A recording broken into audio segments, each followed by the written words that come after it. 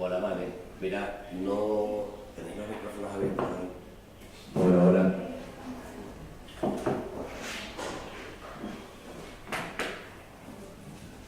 Ahí está, perfecto.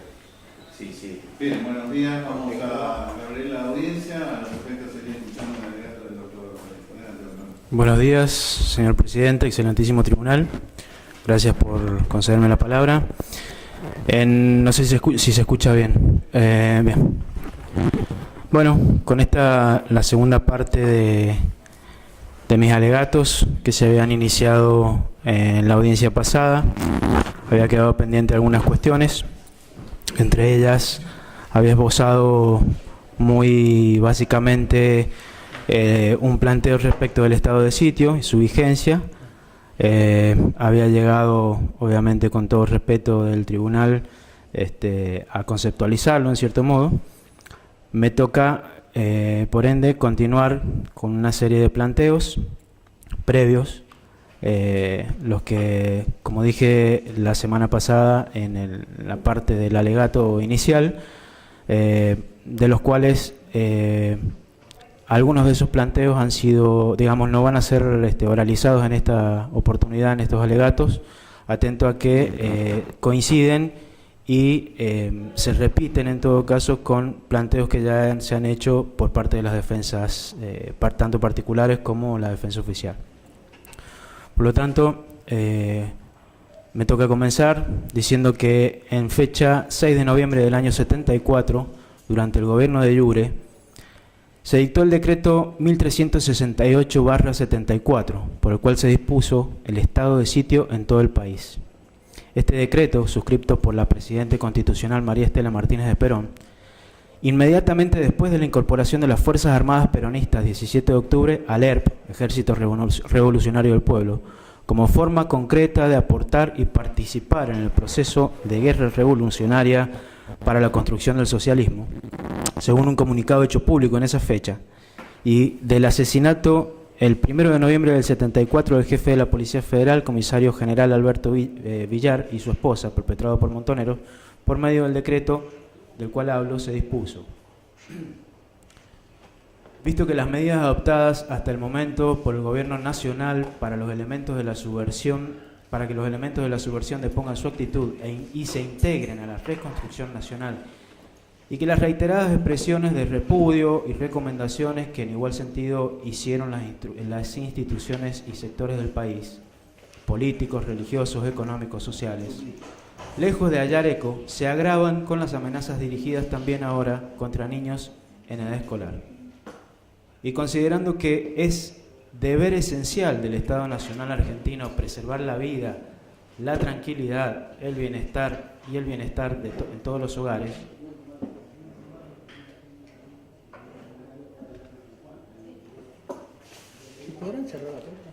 que ejerciendo la plenitud de su poder el Estado Nacional Argentino debe, con toda energía, erradicar expresiones de una barbarie patológica que se ha desatado como forma de un plan terrorista leve y criminal contra la nación toda.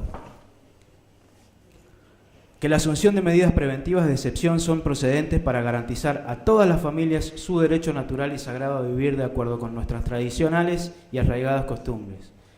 Que la generalización de los ataques terroristas que repugnan a los sentimientos del pueblo argentino sin distinción alguna promueven la necesidad de ordenar todas las formas de defensa y de represión contra nuevas y reiteradas manifestaciones de violencia que se han consumado para impedir la realización de una Argentina potencia y de una revolución en paz.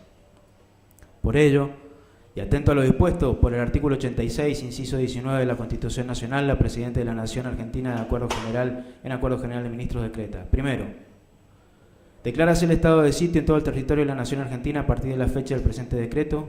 Segundo, comuníquese, etcétera. María Estela Martínez de Perón, Sabino, Ivanisevich, López Rega, Gómez Morales y Rocamora. Este decreto fue prorrogado luego en su vigencia por el decreto 271775, dictado por el presidente provisorio del Senado de la Nación en el ejercicio del Poder Ejecutivo, doctor Ítalo Argentino Luder, por el cual se dispuso, visto el decreto 1368 del 6 de noviembre del 74, en virtud del cual se declara en estado de sitio a todo el territorio de la nación, considerando que subsisten los motivos mencionados en sus fundamentos, por ello, el presidente provisorio del Senado de la Nación, en el ejercicio del Poder Ejecutivo en acuerdo general de ministros, decreta prorrógase el estado de sitio en todo el territorio de la Nación Argentina, comuníquese, publíquese, etc. Firmado, como dije, por Ítalo Argentino Luber, Robledo, Botero, Arrighi, Emery, Cafiero, Rucauf. Para continuar, es necesario pensar que ese estado de sitio, porque así lo dice la historia, duró hasta su cesación por el dictado del decreto 2834 del año 1983, concretamente el 29 de octubre del 83, dictado por el último presidente de facto, el general Reinaldo Viñone. Es decir, el estado de sitio cesó 1 mes y medio antes de la asunción del doctor Alfonsín con el regreso a la democracia. También debo mencionar que el decreto ley número 21.461 facultaba a las Fuerzas Armadas de Seguridad y policiales para la investigación de delitos subversivos, con potestades para interrogar, arrestar y obtener pruebas para la provisión sumarial. Conforme se ha hecho referencia a ese marco normativo aplicable anteriormente, lo cual he continuado ahora en estas breves citas, la actuación de las Fuerzas Armadas en ese momento estaba contemplada, digamos, por normas vigentes, normas que, como ya vemos, habían sido dictadas durante la época de un gobierno constitucional, y en función de los decretos se había mantenido ese estado de sitio, que fue la situación de excepción que diera lugar al dictado de esas normas, por un tiempo bastante pronunciado. Tras este breve análisis del plexo normativo en su conjunto, este plexo normativo entiende esta defensa que tiene consecuencias sobre la delimitación de las conductas punibles aplicables en este juicio, que sucintamente pasaré a mencionar a continuación. A modo introductorio de lo que vengo exponiendo, debo destacar que los tipos penales normalmente aplicados a esta clase de procesos tienen que ver con la privación ilegítima de la libertad, la aplicación de tormentos, homicidios, y ha sido casi una norma en la jurisprudencia del país también tratar sobre el concepto y la aplicación de la asociación ilícita, el artículo 210 del Código Penal. Situación que entiendo esta defensa considera reprobable, por cuestiones que luego se determinarán. A lo dicho, debe agregarse que se utiliza habitualmente, sobre todo en épocas de instrucción, artilugio diseñado desde estas instancias superiores para aplicar ese ilícito contenido en el artículo 210.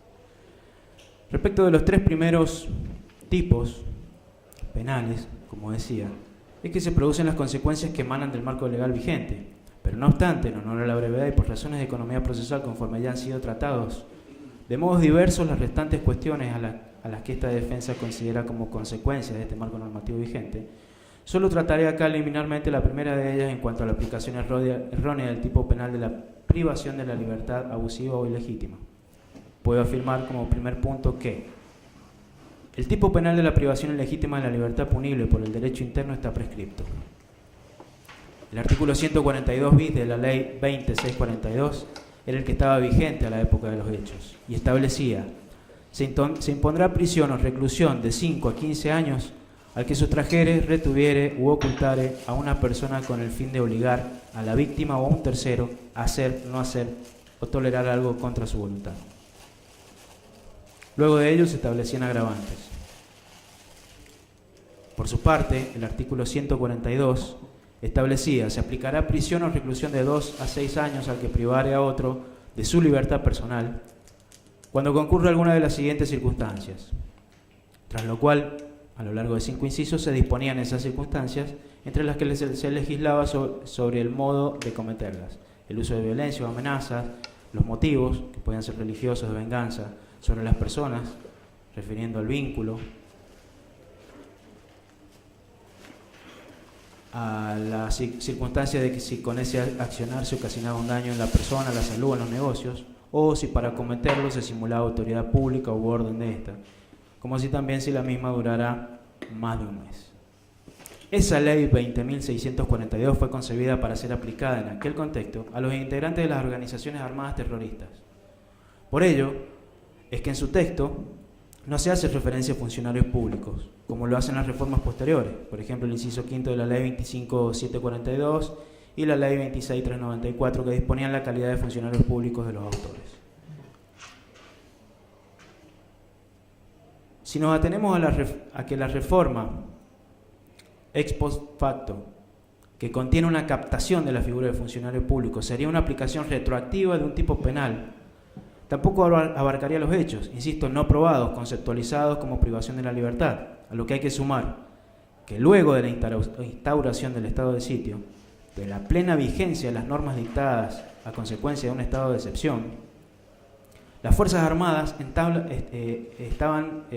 contaban, mejor dicho, con facultades y estaban, por ello, facultadas, valga la redundancia, a proceder a la detención de las personas, conforme lo establece el artículo 23 de la Constitución Nacional y la Ley 21.461, aún sin orden judicial, de acuerdo a lo dispuesto en los reglamentos que ya fueran citados. Las garantías constitucionales, como sabemos, fueron suspendidas por el decreto que dispuso el estado de sitio, largamente prorrogado hasta, como ya dije, un mes antes de la venida de la democracia. Esa suspensión de garantías implicaba que ese acto excepcional de detención de una persona por parte del Ejecutivo o sus agentes no estaban obligados con las formalidades que debe guardar el Poder Judicial en estos momentos y para todos sus actos. El tipo penal internacional que debería aplicarse según lo previsto en la Convención sobre Imprescriptibilidad, o sea, los delitos de lesa humanidad definidos en el Estatuto de Nuremberg, no tipifica taxativamente las conductas operadas en nuestro país en la década del 70, y ese instrumento internacional no es aplicable por las razones ya expuestas al inicio de este alegato. Prueba de lo que expongo resulta el precedente tantas veces citado en forma parcializada por la mayoría de los tribunales del país en estas causas llamadas de lesa humanidad, y me refiero a la causa 1384, donde la Cámara Federal expresó en su sentencia, cito textual: las víctimas eran presos en la terminología legal, toda vez que fueron aprehendidas y encerradas por funcionarios públicos que, de acuerdo a las leyes vigentes, tenían facultades para hacerlo. Como ya me expresé, solo haré mención a este punto tratado, derivado de la aplicación de ese marco normativo vigente a la época de los hechos investigados, puesto que los colegas que me han precedido han tratado el resto de sus derivaciones de un modo absolutamente específico y en consecuencia, por ello, adhiero por completo a los expresados. En función de lo expuesto, pasaré a tratar ahora en todo lo referente al modo de imputación en que el acusador público ha seleccionado para llevarlo a cabo durante su alegato. Me refiero concretamente a la imputación como autores mediatos. También entiendo que si bien este tópico ya fue expuesto también de manera cabal por las defensas anteriores, no obstante debo referirme al mismo toda vez que haré unas especificaciones al respecto, bien digo. Por ello, primero que nada, es dable mencionar el hecho de que mis asistidos han sido acusados como dominadores de un aparato organizado de poder, a tenor de lo dispuesto en por la teoría del dominio del hecho, de cuño extranjero y extraño a nuestra legislación, técnica utilizada a fin de la acusación de las líneas bajas e intermedias. Entiendo, en razón de no poder juzgarse a los jefes, a los verdaderos responsables penalmente por los hechos ocurridos, puesto que ya están fallecidos. Así podemos decir que se sabe que autor mediato es aquel que ejecuta el hecho típico utilizando para ello como instrumento a un inimputable o inculpable, quien actúa por error o coacción. Para que exista, de hecho, autoría mediata, es necesario que la persona que ejecuta el hecho típico obre físicamente, pero con su voluntad viciada. No quedan comprendidos dentro de los casos de autoría mediata aquellos en los cuales media una vía absoluta, una fuerza física irresistible, por cuanto allí el que obra es el autor mismo y no la persona físicamente violentada. En este caso, para esta última se trataría de un supuesto de falta de acción. El inimputable o inculpable del que hablaba y que realiza materialmente el hecho debe actuar como instrumento de ese autor mediato. Es preciso distinguirla además de la instigación, en la cual el autor o instigado es determinado directamente a realizar el hecho.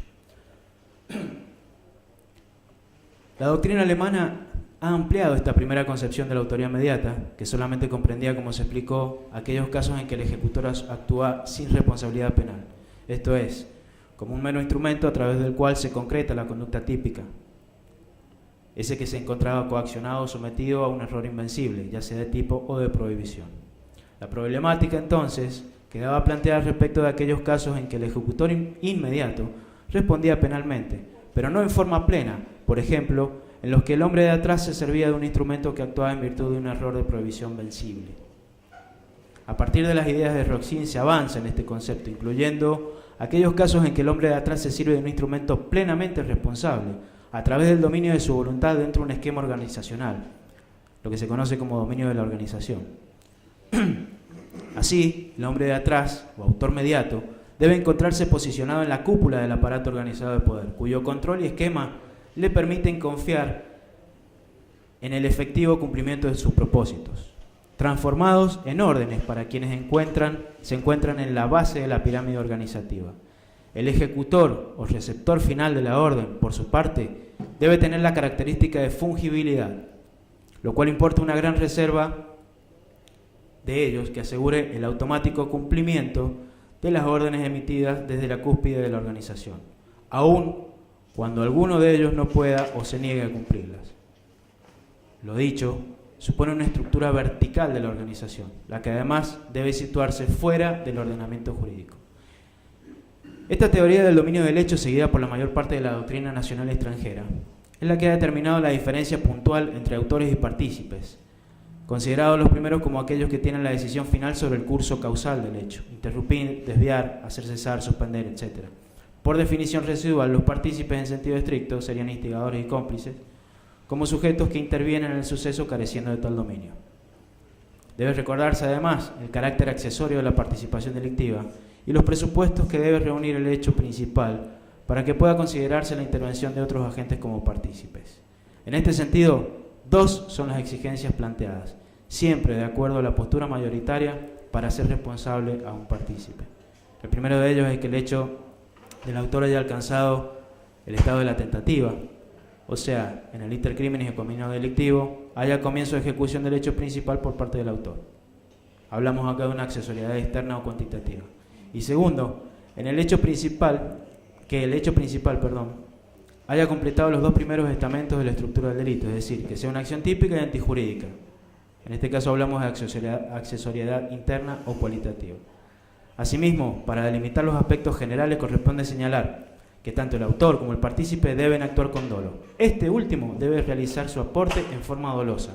El conocimiento y la voluntad del partícipe deben dirigirse a la producción de la consumación del hecho típico principal, de manera que siempre deberá hablarse de un dolo en referencia a un tipo penal determinado. No obstante, la doctrina ha admitido que es suficiente el dolo eventual.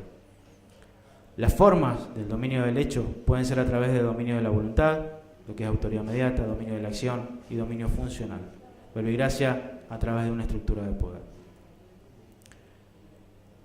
Respecto de la autoría inmediata a través de un aparato organizado de poder, comúnmente se concurre a la autoría inmediata, la ejecución de un delito por parte de una persona instrumentalizada, por un lado, y un sujeto que utiliza dicho instrumento humano para realizar el delito por el otro. Esta clase de autoría inmediata presenta el mismo denominador común que las restantes manifestaciones de esta especie que se proyecta en la estructura bifronte de un autor detrás de un ejecutor. Por lo general, el consenso doctrinario se centra en la imposibilidad de formular un juicio de imputación penal al instrumento humano, ya que éste siempre actúa de tal manera que su accionar queda al margen de dicha imputación, fuera por error, coacción, inimputabilidad, etc. Pero el primer escollo para la aceptación incondicional de esta especie de autoría inmediata se presenta justamente en la posibilidad de afirmar la responsabilidad penal plena del autor mediato y del ejecutor. De aquí entonces que la doctrina científica en general haya discutido vívidamente la particular solución ofrecida por Roxin para estos casos de homicidios perpetrados en el marco de la actuación de un aparato organizado de poder. ya que dicho postulado implica aceptar la responsabilidad penal de ambos, cuando los baremos uniformemente aceptados por la doctrina y la praxis indican que necesariamente el instrumento sujeto debe padecer un déficit de conocimiento de responsabilidad en la comisión del hecho que sirva de piedra de toque para declarar su irresponsabilidad penal, a la vez de servir de soporte normativo idóneo para sostener la superioridad del autor detrás del autor. Por su parte, el Tribunal Federal Superior Alemán empleó esta manifestación de autoría inmediata para condenar a los responsables políticos de la ex República Democrática Alemana por la muerte de los ciudadanos alemanes orientales que intentaron trasponer el muro de Berlín en su malogrado intento de fuga hacia la Alemania occidental. Puede apreciarse sin mayores dificultades que esta problemática, lejos está de silenciarse y siempre ofrece un campo fértil para generar nuevas disputas sobre la axiología jurídica. Circunstancia que justifica por sí sola la dedicación de un estudio sobre sus puntos de partida, las voces que se alzan en contra y las supuestas soluciones superadoras que se formulan en su reemplazo. La tesis de Roxin, en comentario, ha encontrado una amplia aceptación en la doctrina, como decía. Por citar algunos de ellos, autores como Wessels manifiestan que esta clase de autoría representa una excepción a las reglas fundamentales que regulan la autoría inmediata, es decir, es necesario que el autor de atrás ejecute el hecho doloso, valiéndose de un ejecutor que actúa por defecto del tipo penal o en forma justificada, o es irresponsable.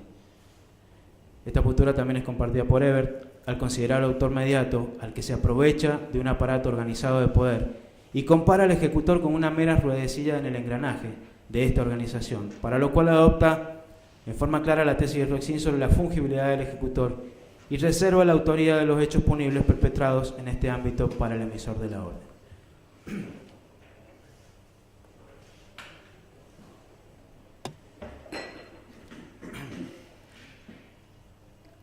Según este autor, el fundamento reposa en la intercambiabilidad del eslabón de la cadena, la libertad de decisión del receptor de la orden, es decir, el conocimiento y aproximación siempre superflua del ejecutor.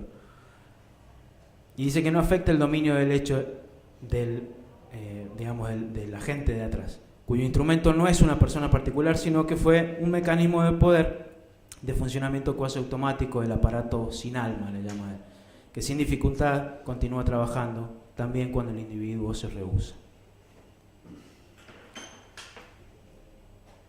Completado ese proceso de reunificación alemana, el Tribunal Superior de Justicia de ese país tuvo que resolver el comportamiento de los integrantes del Consejo Nacional de Seguridad por las muertes ocurridas entre los años 1971 y 89, cuando los refugiados orientales intentaron cruzar la frontera hacia el sector occidental. El Tribunal de Instancia Inferior había condenado a los 3 acusados en calidad de partícipes de aquellas muertes a penas privativas de libertad de un máximo a 7 años y 6 meses en el más grave de los casos. Esta decisión fue apelada por el fiscal, que solicitó la aplicación de la autoridad conjunta y el incremento de las penas impuestas. En esta oportunidad, el Tribunal Federal encontró a los acusados culpables en calidad de autores mediatos, junto a los soldados fronterizos, pero estos en calidad de autores directos, por los asesinatos acaecidos durante el espacio temporal precitado. A tal conclusión se arribó luego de afirmar que el autor mediato puede serlo a través de la ejecución de un autor inmediato culpable.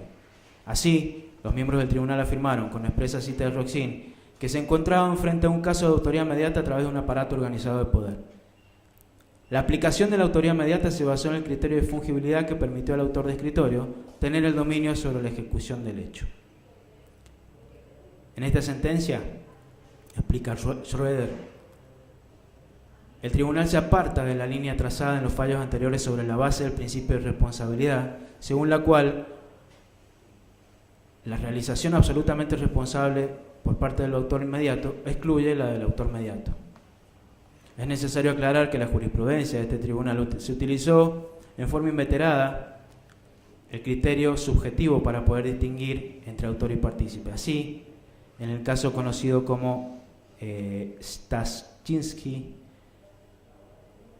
o algo similar, como en el también célebre caso de La Bañera, el Tribunal Superior Alemán utilizó el baremo subjetivo del interés del autor para concluir que ambos supuestos para concluir en ambos supuestos que quien había realizado la conducta prevista en el tipo penal aplicable solo podía ser considerado como cómplice atento a la ausencia de todo interés personal en el éxito de la ejecución del hecho. Explicado esto, paso a tratar esta teoría de la autoridad inmediata, en lo que esta defensa entiende ha sido la aplicación dentro de la doctrina argentina, la autoridad inmediata a través de un aparato organizado de poder. Así puedo afirmar que la doctrina nacional mantiene una postura ambivalente sobre la aceptación de esta nueva forma de autoridad inmediata.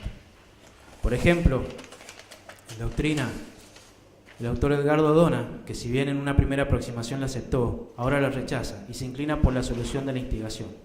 Para ello, este autor parte de un concepto normativo de acción, es decir, definida está por su relevancia evolutiva, que le permite al hombre dominar el curso causal y recién ahí resulta justificado realizar la correspondiente imputación normativa.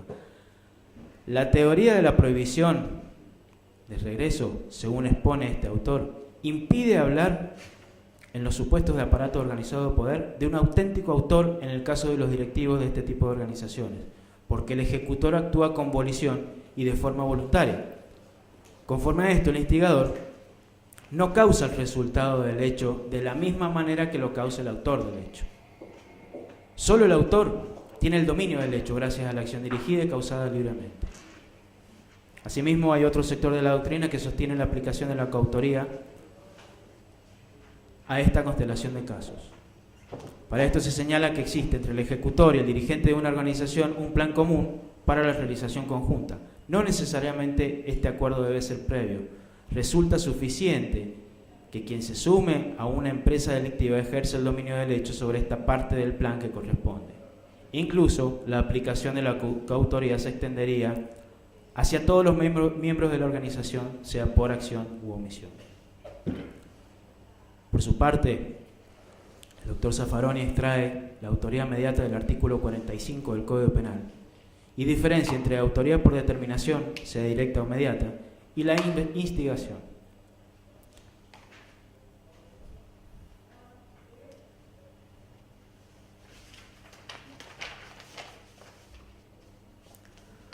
Por su parte, como decía, este autor sostiene que el sujeto que determina a otro al hecho, pero que conserva el dominio del hecho del mismo, puesto que si lo pierde, el sujeto que determina a otro al hecho es lo que este doctrinario estima es el concepto de autor, y dice que si conserva el dominio del hecho mismo, puesto que si lo pierde, como en el caso en que el determinado comete un injusto o un delito, ya no es autor sino instigador. Este tipo de autoría por determinación presenta diversos grados de intensidad conforme el determinado actúe bajo una causal de exclusión de la acción. Para este autor, un supuesto de autoría directa de forma atípica o justificada.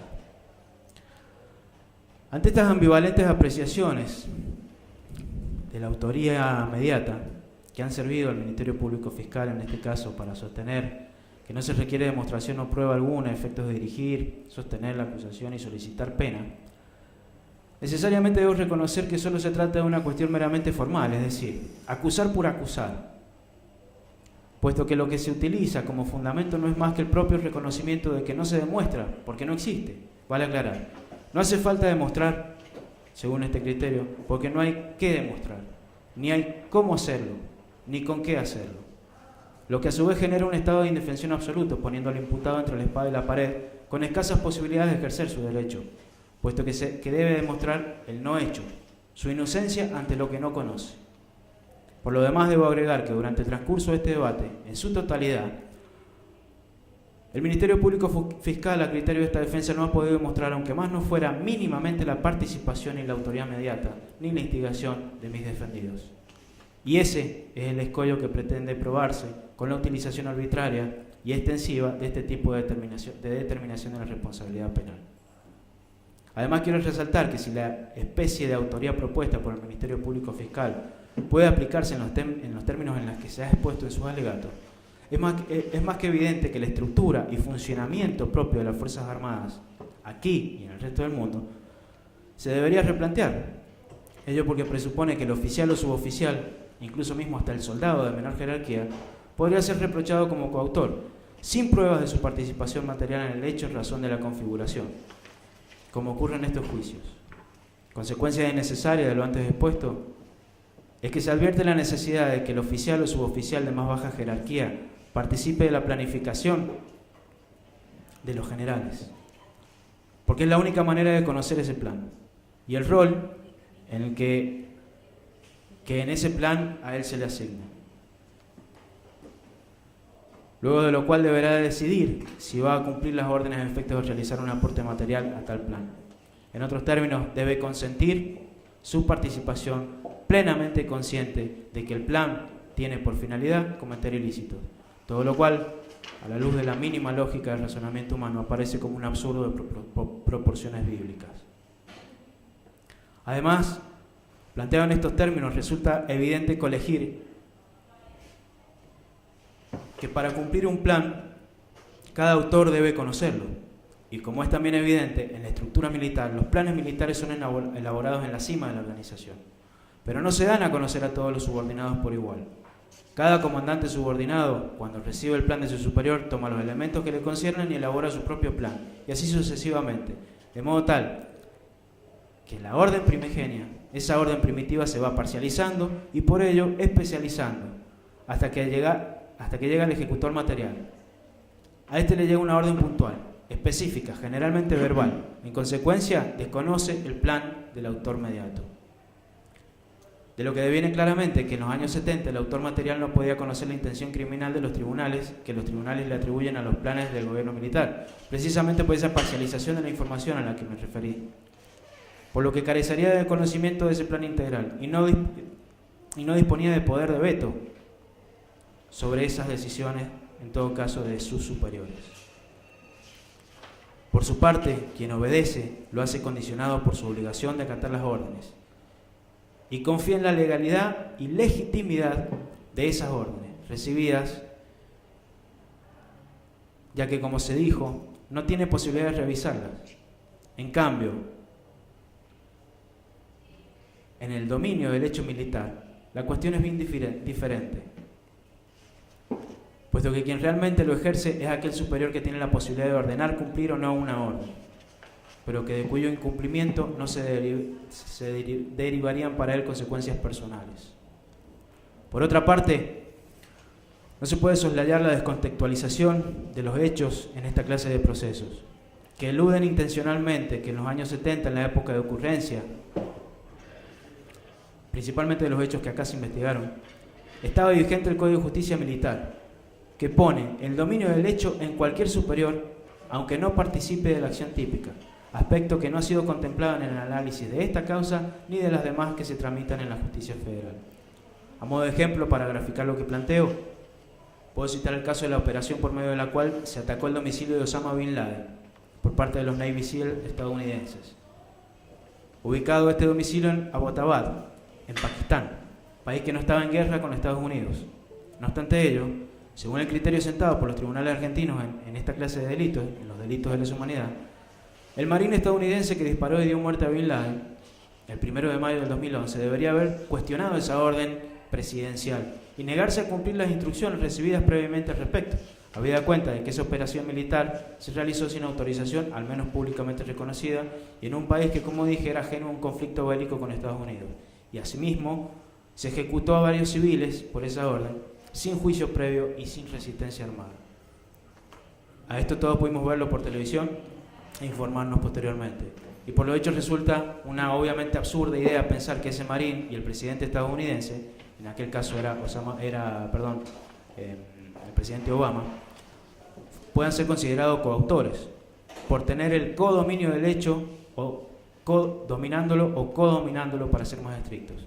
Y lo que resulta más claro aún, porque se encuentra en el camino de la lógica, es que si el presidente estadounidense debiera responsabilizarse penalmente por la muerte de Bin Laden, precisamente a quién se debería responsabilizar al presidente, es decir, al presidente Obama.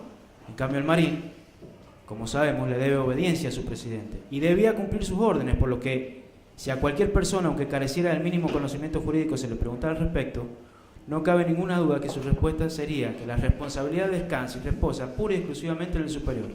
En este caso, el presidente, como dije, puesto que el Marín no podía desobedecer. Retomando ahora este tema de la coautoría funcional, resulta claro, a su vez, que en el aporte del autor mediato y del subordinado al plan general debe estarse la existencia de una contribución importante y significativa, es decir, de cierta magnitud por parte de quien obedece. Esto para que su conducta pueda ser encuadrada como constitutiva de una de las figuras típicas consideradas delitos de lesa humanidad. Porque si esa contribución no posee esas características, el plan general no podría haberse perfeccionado. Todo lo cual me lleva a sostener que el subordinado en una estructura militar no es libre ni voluntariamente se une a un plan criminal al cumplir sus órdenes.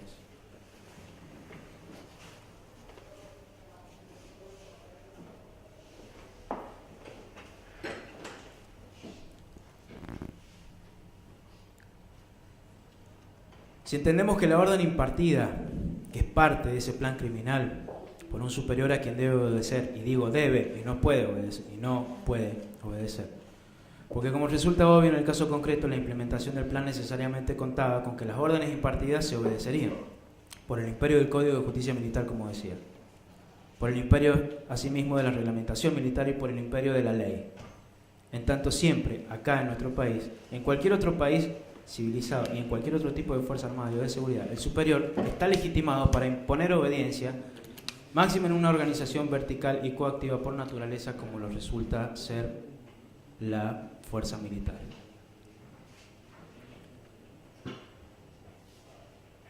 Habiendo expresado, como decía, sucintamente esta cuestión referente a la autoría, hablaré de otro planteo que tiene que ver con la presunción de inocencia.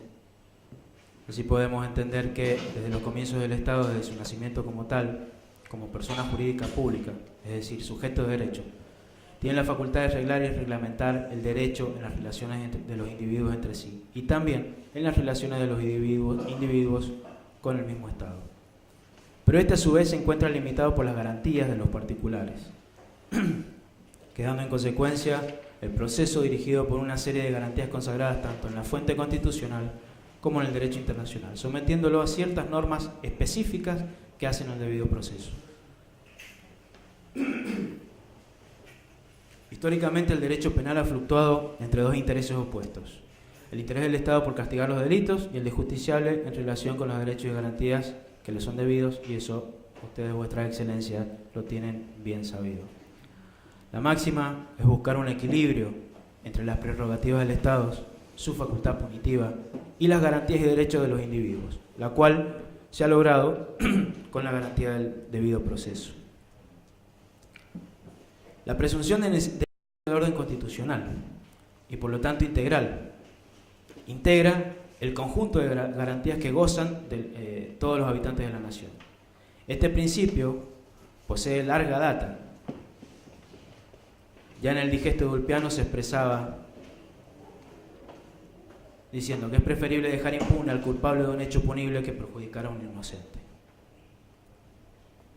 Voy a obviar acá la cita en latín por razones obvias. Algunos autores optan por la determinación de presunción de inocencia, mientras que otros se inclinan por denominarlo principio de inocencia. Esta parte de esta defensa lo entiende como un estado jurídico de inocencia. Para algunos autores su génesis se encuentra en la Revolución Francesa del 1879, con la Declaración de los Derechos del Hombre y del Ciudadano, ya que en ella se consagró por primera vez la presunción de inocencia como una garantía procesal para los procesados o inculpados de hechos delictuosos. Aquella declaración, en su artículo 9, sentenció: presumiéndose inocente a todo hombre que haya sido declarado culpable. Si se juzga indispensable arrestarlo, todo rigor que no sea necesario para asegurar su persona debe ser severamente reprimido por la ley. Verdaderamente tal afirmación fue en forma directa y concreta la reacción frente al régimen inquisitivo que imperaba en aquella época con anterioridad a la Revolución Francesa. A su vez, el fundamento histórico de la norma remite a la Revolución Francesa y reconoce una raíz poderosa, la de impedir que los sometidos a procesos fueran tratados como verdaderos reos del delito imputado. Considerado como una suerte de protección contra los excesos represivos de la práctica común, el principio se constituyó en un desarrollo posterior, en un freno a los desbordes policiales y judiciales, y fortaleció la idea de que la inocencia presumida de todo acusado solo podía ser desmentida a través de una imputación fundada en pruebas fehacientes que no dejaran duda de la responsabilidad, y que esa prueba debía ser aportada por los órganos de la acusación, porque el acusado no necesitaba acreditarla. A raíz de ese dogma imperativo nacido en esta Revolución Francesa, que actualmente continúa teniendo plena vigencia y operatividad, algunos autores han sostenido, por una parte, que a favor del imputado existe una presunción de inocencia que lo ampara durante la sustanciación del proceso. En cambio, otros consideran que esa presunción solo podría aceptarse en algunos casos y otros simplemente la impugnan, la rechazan, alegando que se trata de un absurdo nacido del empirismo francés. No obstante, en este punto no existe discusión alguna en la doctrina en aceptar que dicha presunción se haya plasmada a nivel supranacional en documentos internacionales como convenciones y declaraciones de derechos humanos, como aquella que expresa que toda persona acusada de delito tiene derecho a que se presuma su inocencia mientras no se pruebe su culpabilidad. Ya hacia finales del siglo XIX y principios del siglo XX surgieron corrientes encontradas, sobre todo aquellas que rechazan en forma absoluta la existencia de tal presunción a favor del imputado. Por ejemplo de ello encontramos los doctrinarios italianos, entre ellos Garofalo, el que consideraba que el principio debilita la acción procesal del Estado, porque constituye un obstáculo para tornar eficaces resoluciones en contra de los inquiridos, especialmente en materia de prisión preventiva, hasta favorecer la libertad de los imputados, aun cuando ella pudiera constituir un peligro común y una provocación a la víctima del delito, aun cuando la culpabilidad fuese evidente por confesión o flagrancia. Sencillamente basta pensar en los casos de custodia preventiva, en el secreto de la instrucción, en el hecho mismo de la imputación. Si el hecho de la imputación tiene por presupuesto suficientes indicios de delincuencia, ella debería constituir, por lo menos, una presunción de culpabilidad, razón por la cual resulta un absurdo admitir justamente lo contrario, esto es la presunción de inocencia. Si bien estas doctrinas italianas negaron categóricamente la validez de la presunción objeto de estudio en este alegato, se hace necesario aclarar que aquellas se han ido modificando con el transcurso del tiempo, volviéndose más laxas, al punto de establecer la Constitución italiana, por ejemplo, promulgada en diciembre de 1949, en su segunda cláusula, que no se considera culpable al encausado hasta su sentencia definitiva. De todas aquellas posturas impugnadoras de la presunción, aparece una tesitura afirmativa, la cual ha intentado conciliar sus ideas favorables al principio de inocencia con las medidas restrictivas de libertad, explicando que no existe una presunción absoluta de inocencia, porque en la mayoría de los casos el procesado resulta finalmente culpable, sino que existe un estado jurídico de imputado, el cual es inocente hasta que sea declarado culpable por una sentencia firme, y esto no obsta a que durante el proceso pueda existir una reasunción de culpabilidad capaz de justificar medidas coercitivas de seguridad. En forma preliminar es necesario ubicar la garantía objeto del presente trabajo en su fuente legislativa, tanto en su nivel de derecho interno como internacional, estando esta contenida, como sabemos, en el artículo 18 de la Constitución Nacional, nuestra ley suprema, conjuntamente con los tratados internacionales de derechos humanos incorporados a esta Constitución, y que cuenta con esa jerarquía constitucional a través de la reforma que se llevó a cabo en el 94 del artículo 75, inciso 22. Entre ellas están la Declaración Americana de los Derechos Humanos, Derechos y Deberes del Hombre, que contiene la citada garantía en el artículo 26, la Declaración Universal de los Derechos Humanos, que la desarrolla en el artículo 11.1, y finalmente la Convención Americana sobre Derechos Humanos, conocida como Pacto de San José de Costa Rica, en el artículo 8.2. Asimismo, los códigos de forma de las distintas provincias también han dedicado una especial atención a este tópico. En nuestro caso, la garantía de presunción de inocencia se encuentra contenida en el artículo 1 del Código Procesal Penal de la Nación, y en su similar del Código Procesal Penal de la Provincia de Buenos Aires. Igual mención, por ser una copia del Código Procesal de la Nación, lo encontramos en el Código Procesal Penal de la Provincia de San Juan. Una formulación totalmente innovadora respecto del tema objeto de análisis corresponde a un antiguo precedente de la Corte Suprema del año 1871 que señalaba que es también un principio de derecho que todo hombre se reputa bueno mientras no se pruebe lo contrario. Esta fórmula fue la que el alto tribunal acuñó tiempo después cuando se abocó al estudio específico de la garantía de la presunción de inocencia. Esta garantía, calificada también como un estado jurídico, constituye hoy un derecho fundamental, reconocido constitucionalmente. Lejos de ser un mero principio teórico de derecho, representa una garantía procesal insoslayable para todos, es la máxima garantía del imputado y uno de los pilares del proceso penal acusatorio. De la Constitución surge que no se puede tratar como culpable a una persona que se le atribuye un hecho punible, cualquiera sea el grado de verosimilitud de la imputación, hasta que el Estado, por medio de sus órganos, pronuncie una sentencia penal firme que declare la culpabilidad y lo someta a una pena. Esta garantía es propia de un Estado de Derecho, forma parte del sistema de enjuiciamiento que tenemos en nuestro país. Además, que se deriva de la garantía del juicio previo, tal como ha enunciado en la introducción del presente tema. Dicha garantía es la que inspira el proceso penal de un Estado democrático. La presunción de inocencia como derecho fundamental es un logro del derecho moderno, mediante el cual todo inculpado durante el proceso penal es, en principio, considerado inocente. Esta presunción de inocencia, o como esta defensa lo entiende, este estado jurídico de inocencia, es muy importante en nuestro sistema de justicia, además de que denota un alto grado de democracia y de civismo. El derecho de la presunción de inocencia es de avanzada, ya que, por ejemplo, en Europa la presunción de inocencia no existe. En Europa, el sospechoso o acusado tiene la obligación de probar su inocencia. En nuestro sistema de justicia, en cambio, el sospechoso o acusado no se encuentra obligado en modo alguno a probar esa inocencia, dado que, por lo contrario, como sabemos, es el Estado, a través de sus órganos, quien tiene el deber de demostrar la responsabilidad penal por la comisión de un ilícito. Los Estados tienen no solo el derecho, sino también esa obligación de combatir la violencia en el marco del respeto de la legalidad, de los derechos humanos y del Estado democrático de derecho. No todas las limitaciones a los derechos humanos constituyen, por tanto, una violación a los mismos. No obstante, es necesario recordar que debe existir un justo equilibrio entre el goce de las libertades individuales y el interés general en torno a la seguridad nacional. La Corte Interamericana ha sido clara al respecto al manifestar que está más allá de toda duda que el Estado tiene el derecho y deber de garantizar su propia seguridad. Pero tampoco puede discutirse que toda la sociedad padece por las infracciones de su orden jurídico. Por graves que puedan ser ciertas acciones y por culpables que puedan resultar los reos de determinados delitos, no cabe admitir que el poder puede ejercerse sin límite alguno, o que el Estado pueda valerse de cualquier procedimiento para alcanzar sus objetivos sin sujeción al derecho o a la moral.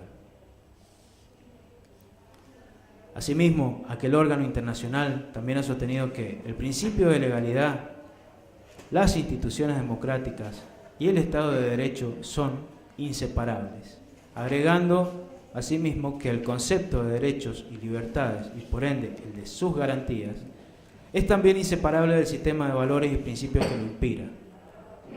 En una sociedad democrática, los derechos y libertades inherentes a la persona, sus garantías y el Estado de Derecho constituyen una triada, cada uno de cuyos componentes se define completa y adquiere sentido en función de los otros.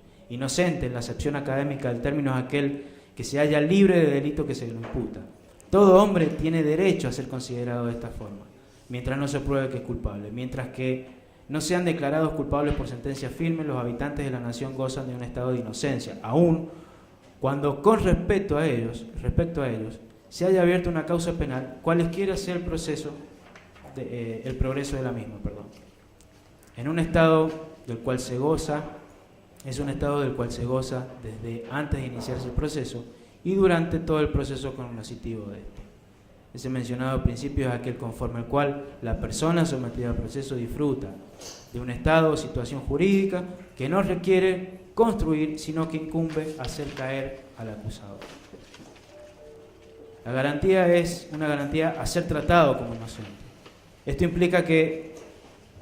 implica que de hecho lo sea.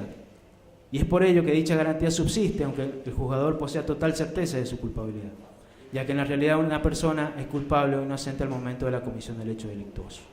El imputado goza durante todo el proceso, como hemos dicho, de esa situación jurídica de un inocente. Es un principio de derecho natural, aquel que indica que nadie puede ser penado sin que exista un proceso en su contra seguido de acuerdo a los principios de la ley procesal vigente. Ahora bien, a este principio corresponde agregar lo que en realidad constituye su corolario natural, esto es, la regla de la presunción de inocencia, la cual se resuelve en el enunciado que expresa que todo imputado debe ser considerado como inocente, para nosotros debe decirse no culpable, hasta que una sentencia, pasada en autoridad de cosa juzgada, afirme lo contrario. La inviolabilidad de la defensa en juicio exige que el imputado sea tratado también como un sujeto de una relación jurídico-procesal, contraponiéndose a que sea tratado como un objeto pasivo de persecución penal. O sea, una persona con el rótulo de inocente al cual se lo nutre de determinados derechos para poder responder a la acusación a la cual debe enfrentar. Es claro que para el derecho procesal penal es necesario, y así lo exige, la existencia de una sentencia condenatoria por la consecuente aplicación de una pena, para que esta presunción se desvanezca, se neutralice. Para el juez la duda y o probabilidad impiden esa condena. Por ende, se acarrea la absolución. Así es como la duda y la certeza son dos caras de una misma moneda que se resuelven solo en el caso de la certeza, porque cuando el juez decide, no duda sobre esa solución que debe dar al caso, sino que tiene la certeza, en este caso para condenar la certeza positiva, y así la expresa. En el mismo sentido se ha expresado que la presunción de inocencia está directamente relacionada con el principio de la duda. Se trata de diferentes expresiones que conciernen a otras tantas garantías propias del derecho penal liberal e integrantes del concepto más amplio y abarcador del debido proceso. El imputado es solo eso, un sospechoso, el sujeto pasivo del proceso, y únicamente la prueba puede definir su situación. Así es como esta presunción de inocencia se afirma claramente en el momento de la decisión, ya que la duda, como dije, la falta de esa certeza implica que la sentencia debe ser favorable al imputado. Para la condena, no obstante, es necesario el presupuesto indispensable de la prueba suficiente y de la certeza positiva.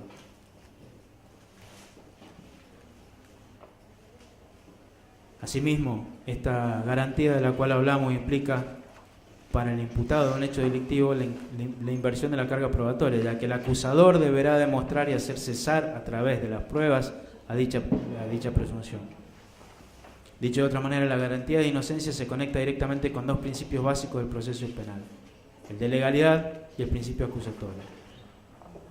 Algunos autores han expresado que el principio de legalidad obliga al Ministerio Fiscal a promover la acción pública en cuanto aparezcan indicios materiales de criminalidad, y el principio acusatorio separa radicalmente a la autoridad encargada de la instrucción de la llamada a enjuiciar y dictar sentencia. Es el principio del bonus probandi, por el cual, por el carácter público y el interés común que detenta el derecho penal, es al Estado sobre quien recae, o sobre el Estado sobre quien recae la carga probatoria tendiente a demostrar la responsabilidad penal y su correspondiente reproche de culpabilidad que le cabe al imputado. Esto no tiene la obligación de probar su inocencia, dado que goza de esa situación jurídica, de ese estado jurídico de inocencia, que no necesita ser construido, sino todo lo contrario, que debe ser destruido para que esa presunción o estado se desvanezca. Esa mentada presunción no impide la adopción de medidas cautelares de carácter personal, tanto directas como son el arresto, la aprehensión, detención, prisión preventiva, como indirectas como son la citación, la excepción de prisión, excarcelación, etc. De lo contrario, podría frustrarse el cumplimiento de lo decidido. Su tolerancia radica en no considerarlas como un anticipo de pena. La prolongación de la prisión preventiva con su consecuencia natural de sospecha indefinida y continua sobre un individuo constituye una violación del principio de presunción de inocencia reconocido por el artículo 8.2 de la Convención Americana de los Derechos Humanos. Cabe precisar, sin embargo, que la existencia de un ambiente de creciente sospecha contra una persona en el curso del proceso criminal no es per se contraria al principio de presunción de inocencia. Tampoco lo es el hecho de que esta sospecha creciente justifique la adopción de medidas cautelares, como la prisión preventiva, sobre la persona del sospechoso. El principio consagra un estado jurídico y no una presunción legal. El imputado es inocente, como ya vengo diciendo, hasta que sea declarado culpable por sentencia firme.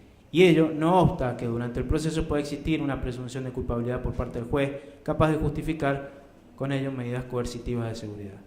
En segundo lugar, si se parte de la base de que toda persona es inocente hasta que existe una sentencia firme que lo declare culpable, toda restricción a la libertad ambulatoria solamente se puede basar a título de medida de seguridad o de cautela, cuando sea indispensable para asegurar el imperio del derecho, o sea, la aplicación efectiva y actual de la ley. Para ser más exactos, siempre debe mediar que se compruebe la necesidad efectiva y actual de evitar el peligro de un daño jurídico, ya sea por la presumible realización de actos capaces de entorpecer la investigación y recolección de pruebas, o por eludir el accionar de la justicia, o porque pueda continuar con la ejecución de los hechos que alteren el orden jurídico.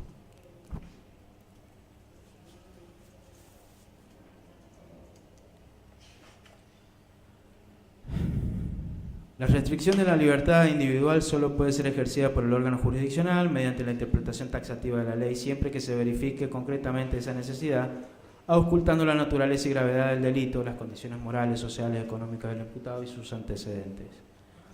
Por lo tanto, durante el curso del procedimiento, el imputado no puede ser tratado como un sujeto culpable. Sin embargo, tal afirmación no se puede sostener siempre, dado que durante la sustanciación del proceso no se elimina la coerción estatal.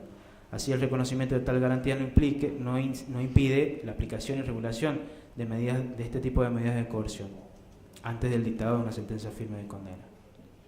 Así observada, esta coerción es un medio organizado por el derecho para que el Estado intervenga en el ámbito de libertad de las personas. Y cuando nos referimos a esa coerción procesal, aquella se practica con el fin de asegurar la realización del proceso de conocimiento para actuar la ley sustantiva o para asegurar la ejecución efectiva de la sentencia. La Constitución Nacional, como ya he dicho, consagra en el artículo 18 que ningún habitante de la nación puede ser penado sin juicio previo fundado en ley anterior al hecho del proceso. El enunciado de este principio, conocido como la garantía de juicio previo, es bastante amplio, pero a su vez expreso. Esta garantía está relacionada directamente con el principio de legalidad, por el cual toda persona tiene derecho a que se lo juzgue, conforme no solo a una ley que establezca previamente el delito y la pena, sino también a una ley que señale el procedimiento a seguir. Lo expresado representa la aplicación del principio nulo crimen, nula pena sin ley, el cual implica que nadie puede ser condenado sin ley que previamente haya creado el tipo delictivo y que adjudique la pena consiguiente. Por lo expresado es que los delitos que carecen de pena no fundan constitucionalmente una sanción penal, una posible sanción penal.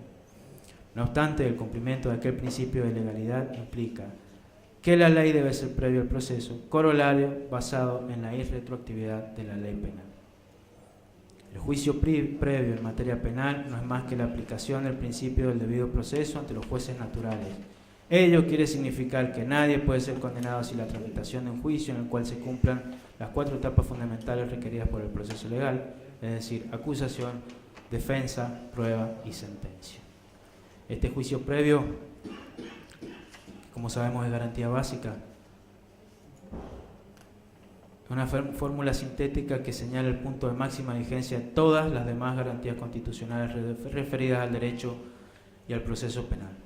La primera derivación de esa garantía es el mandato constitucional de que nadie puede ser considerado culpable sin una sentencia obtenida en un juicio que lo declaró como tal. Es decir, que toda persona es inocente y debe ser tratada así mientras no se declare lo contrario por sentencia judicial. Juicio previo y principio de inocencia se encuentran íntimamente vinculados y por tal razón se han destacado como garantías básicas del proceso penal. A partir de ellas y sobre ellas comienza a construirse el escudo protector frente al poder arbitrario, que es el cometido de todas las garantías que juegan en el proceso penal. En primer término, desde la óptica histórica nos deviene el concepto de la doctrina italiana, para lo cual la ubicación sistemática se encuentra inmersa en la teoría de la prueba judicial.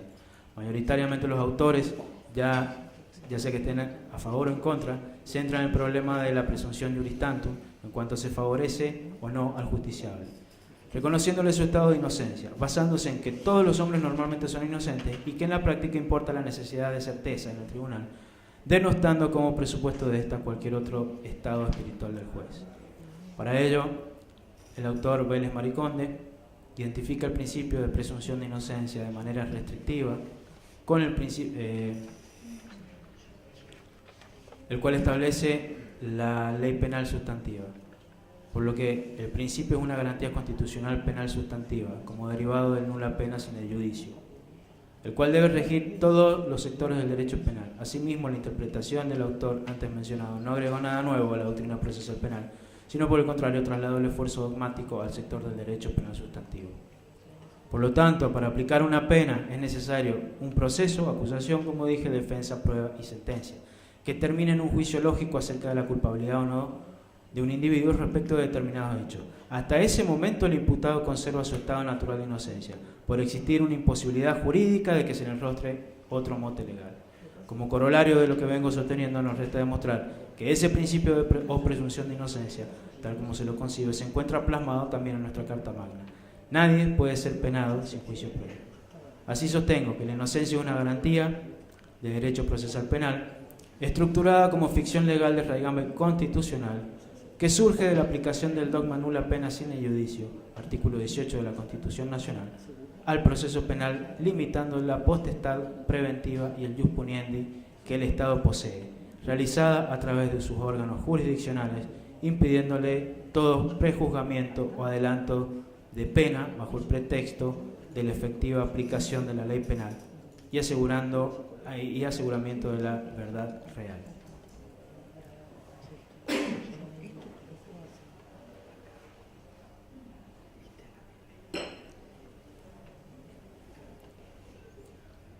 Habiendo terminado o culminado con el planteo reciente,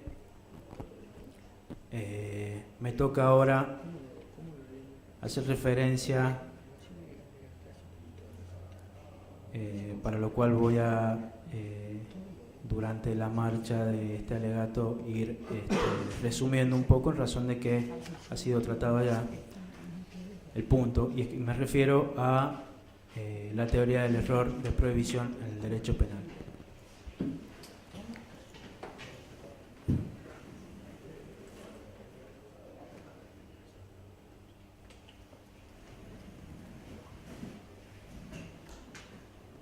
A modo de introducción, puedo decir que el principio ignorancia del error iuris non excusat, es decir, la ignorancia o el error de derecho no excusan.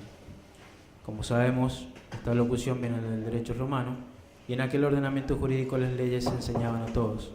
De aquí partía la premisa de que las leyes se presumían conocidas por todos los ciudadanos romanos. Nuestro ordenamiento jurídico también adopta ese principio, por lo que las leyes, luego de publicadas y desde el día que ellas establezcan, son consideradas obligatorias, por lo cual se presume que son conocidas por todos los habitantes de la nación. Es por esta cuestión que no es posible el cumplimiento de la ley, para excluir la culpabilidad y evitar responsabilidades. Sin embargo, en el derecho penal, el tema del error tiene matices especiales y particulares. En principio, si el error impide comprender la criminalidad del acto, todos sabemos que debe excluir la culpabilidad. A su vez también, es de suma importancia distinguir entre el error de prohibición y el error de tipo. El primero sería aquel que recae sobre las normas que dan lugar a un hecho, el carácter de delito. El error de tipo, en cambio, sería aquel que recae sobre las circunstancias que dan contenido a la figura o tipo delictivo, es decir, sobre las circunstancias de hecho. A efectos de ubicar el tema, distinguiré brevemente entre ambos errores mencionados. Al estudiar el dolo, se sabe que el error recae sobre los elementos que son exigidos en el tipo objetivo, sobre los elementos que son, como decía, al estudiar el dolo, se sabe que el error que recae sobre los elementos que son exigidos en el tipo objetivo es el error de tipo, que invariablemente excluye la tipicidad dolosa de la conducta. Asimismo, cuando el error de tipo es invencible, elimina cualquier tipicidad, en tanto que cuando es vencible, puede dar lugar a tipicidad culposa, en caso de que los extremos de la misma estén dados. El error de tipo, cuando falta o es falso el conocimiento de los elementos requeridos por el tipo objetivo, determina según la corriente finalista la ausencia de tipo. La expresión falta o es falso es equivalente a ignorancia o error, pero ambos se concilian en el error de tipo.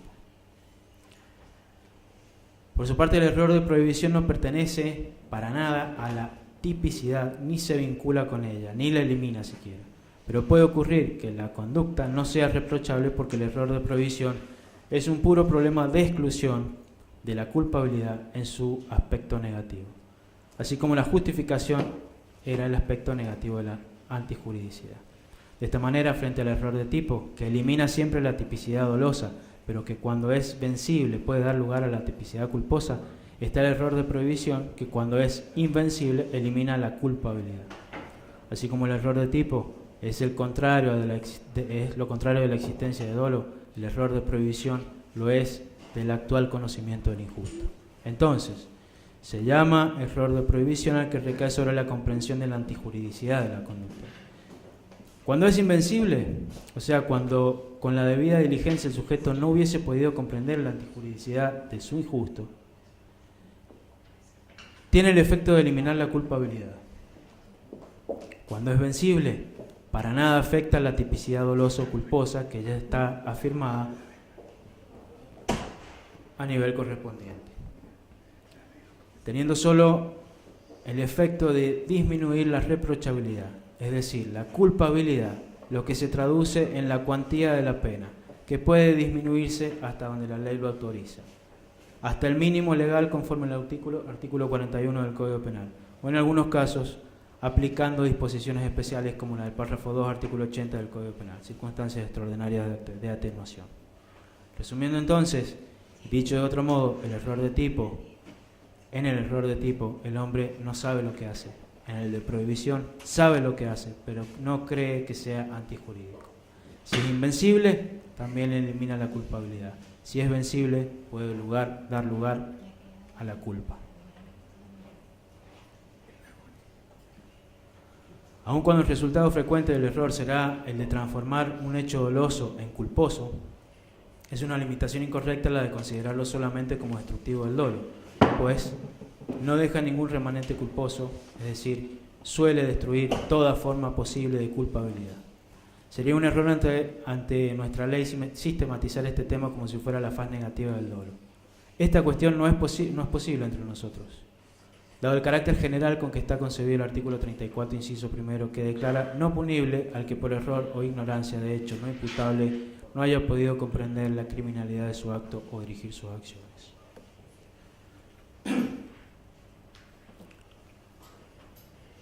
Respecto de la ignorancia y el error. En este punto los autores en general distinguen entre estos dos conceptos. La diferencia atiende a la distinción entre falso conocimiento y falta de conocimiento. La ignorancia es puro no saber. El error es saber mal, es decir, que implica un conocimiento que se tiene por verdadero o exacto siendo falso. Siendo en realidad difícil un caso de ignorancia pura, ya que casi siempre se dará la hipótesis de obrar equivocadamente, verdad es que la falta de conocimiento implica en última instancia un conocimiento falso.